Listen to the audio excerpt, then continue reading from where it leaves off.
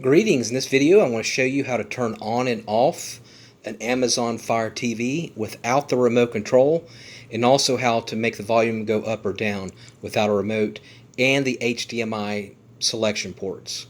So of course the majority of TVs have that option on the sides, but the Fire TV does not. Where is it located? It is located right behind the Fire TV logo in this light here.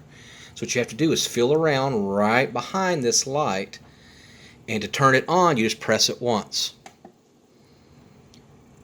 Okay, now to turn it off, hold down this button for 5 seconds,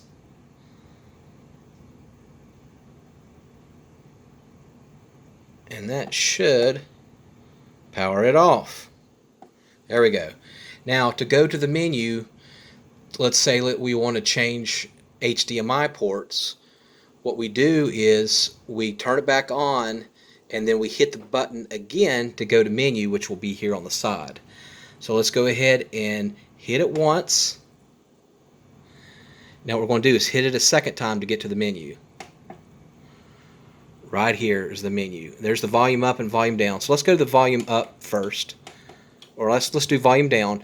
You let go while it's still there, and then it pops up here, and it went up by a value of 5.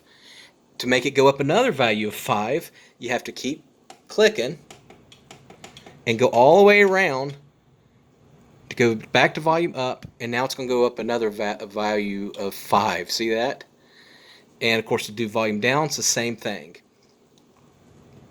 Now to go channel up and channel down, same thing. Go channel up, you let go, and then it would go up a channel if you had it on TV.